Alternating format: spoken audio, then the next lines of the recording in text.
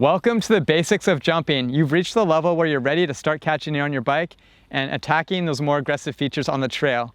So the very best place to practice is find a jump park or a place with small tabletop jumps and then work from the ground up. What I'm going to do in this lesson is keep it very full and very detailed, and I'm going to go over the basics of hitting a jump and how you can take your beginner skills and translate them onto this setting here and start riding bigger and bigger stuff. So let's jump right into it. The number one thing you want to do when you're first learning how to jump is get comfortable in your environment. For many riders, this is the most intimidating part of jumping, is just feeling like you're in this unknown space and you don't know what to expect. You see these tall piles of dirt and they're scary. So what I highly recommend is you get really comfortable on the jumps and you get a really good feel for what the transitions feel like. And you don't even need to catch air to do this. You can simply find a small set of tabletops like this and roll your way through them and get comfortable going top to bottom. Now, I don't want you to pedal. I want you to use those pumping skills you've learned already and translate them into jumping, because that will be your foundation for riding jumps. So get to the top of the line, roll in, and just get a feel for rolling through. Remember to preload at the bottom of the takeoff so you're compressing and using your body as suspension and then popping as you come up. You can even try to catch a bit of air to get on top of the tabletop, but if you can't get it right away, don't worry. Just get a feel for rolling through and start to feel really comfortable. All right, so you've rolled through the jumps, you started catching air, but you're feeling a little sketchy, you look sketchy. It's not really the way you want it to be yet. At least you're getting that back tire on the air though, right?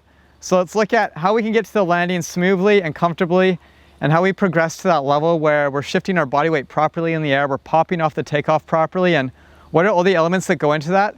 So I'm gonna break down the specifics for you and we can see in slow motion what's going on here. The key is to approach the jump nice and aggressive. Be really strong, elbows out, knees bent, and make sure you lower your center of gravity slightly as you preload for the takeoff.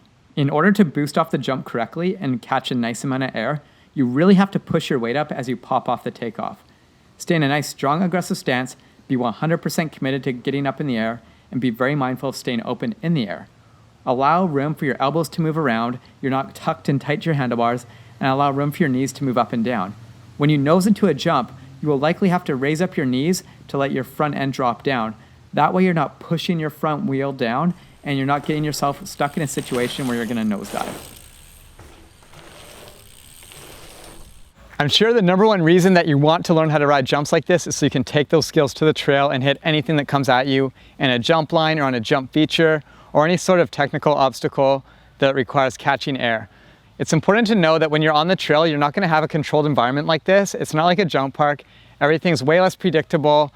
You don't know the speeds, and shapes and sizes always change depending on the trail you're on. So when you first start hitting the trails and riding the jumps on the trails, I really recommend you scope everything out first, session one jump at a time, but definitely don't blindly hit everything, because as a beginner jumper, you're not going to have the skill level or the speed judgment to ride everything safely and smoothly. So keep yourself safe, do a lap where you're sessioning or just rolling through and looking, and then on your second run, that's when you can start linking everything together and hitting it.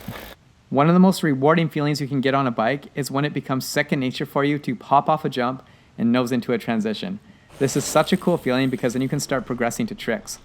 I'm showing you a 360 here because it's one of my most favorite advanced tricks of all time. I just love the feeling of spinning around in the air. It might not seem applicable to you at the intermediate level, however, a lot of stuff crosses over. Really analyze what my body is doing here, how I'm tucking up my knees, shifting my body weight, and what I'm doing right before the landing. I personally find it very useful to visually analyze skills that are well above my level, because with jumping, so many little techniques and movements apply to all skill levels. To wrap things up, let's look at everything we need to know about jumping as a beginner to stay nice and safe and have that nice slow progression that will help us build up our skills in a really great environment. So number one, remember, you don't have to start off by catching air right away. Just get comfortable on the transitions, roll through the jumps, and start to feel really good on your bike going up and down taller, steeper transitions. Number two, start getting the feeling of catching air and lifting your bike up in the air and getting your body tucked up and just feeling really great and comfortable landing on a transition.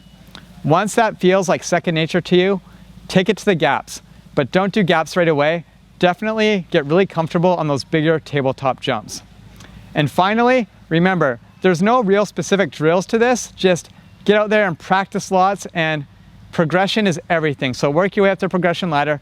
Don't skip any steps. Stay safe out there and have fun with it.